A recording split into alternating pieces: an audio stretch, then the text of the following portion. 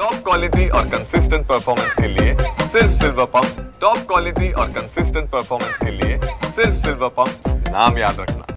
जालना जिल्ह्यातल्या बदनापूर तालुक्यातील अकोला या गावात 2 दिवसापूर्वी शेतकऱ्यांचे गोठे जळून खाक झाले होते। यामध्ये 25 ते 30 लाख रुपयाचं जे नुकसान आहे ते प्राथमिक माहितीनुसार समोर आलेलं आहे। यानंतर मतदारसंघाचे आमदार नारायण कुचे आणि माजी मंत्री अर्जुन खोतकर हे दोघंही नेते यासाठी पाहणी करण्यासाठी अकोला गावात दाखल झाले। स्वतः माझ्यासोबत आमदार आहेत।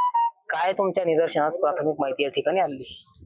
बदनापूर तालुक्यामधील माझ्या मतदारसंघामधील मोजे अकोला या गावामध्ये लाईटच्या शॉर्ट सर्किटमुळे जे वळई जळाली, काही जनावराला आता 2-3 गायी आहे, तुम्ही प्रत्यक्ष पाहिलं, अहळ लादल्यामुळे त्या गायीचं मुत्ता जनावर आहे।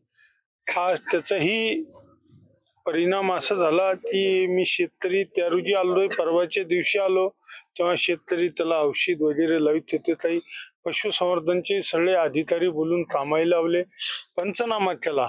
शेतकऱ्याला जो नुकसान झालं त्याची भरपाई कशी देता येईल हेही महाराष्ट्राचे मुख्यमंत्री आदरणीय देवेंद्रजी, दोन्ही उपमुख्यमंत्री यांच्याशी चर्चा करून मदत काय करता येईल आम्ही प्रथमित शासनाला पंचनाम्याचा अहवाल तहसीलदारामार्फत कलेक्टर मार्फत शासनाला दिलेला आहे। त्यांना आपण चांगली मदत करण्याचं काम आपण करणार। पंचनाम्याच्या प्राथमिक माहितीनुसार 25 ते 30 लाख रुपयांचं आर्थिक नुकसान या गावकऱ्यांचं झालेलं आहे। त्यासाठी शासन स्तराकडे आपण काही पाठपुरावा आता करणार। मी ऑलरेडी त्या दिवशी आलो, बोललो, कलेक्टरला बोललो, तहसीलदाराला बोललो, ताबडतोब शासनाला पाठवा। मंगळवारी बुधवारी जेव्हा आम्ही मुंबईला जाऊ तेव्हा चर्चा करून यांना मदत कशी मिळेल ते बघू।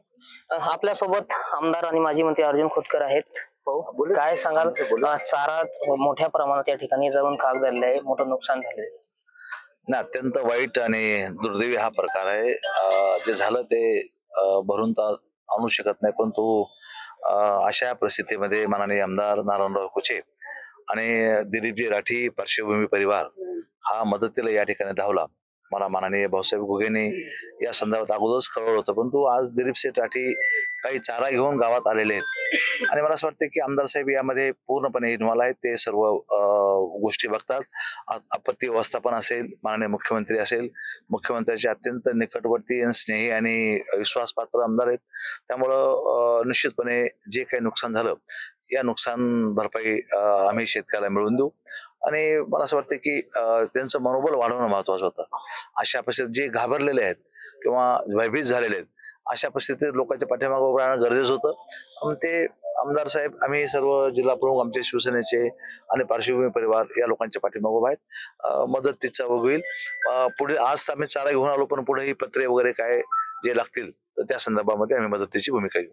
तर नक्कीच दोन्ही नेत्यांनी प्रतिक्रिया आपल्या सोबत दिलेली आहे। या शेतकऱ्यांना मदत करण्याचं आश्वासन जे आहे ते दिलेलं आहे आणि मुख्यमंत्र्यांसोबत सुद्धा आर्थिक मदतीचं आश्वासन जे आहे ते आम्ही पाठपुरावा करणार असल्याचं या दोघांनी सुद्धा सांगितलेलं आहे। रामनाथ ढाकणे, TV9 मराठी, बदनापूर, जालना।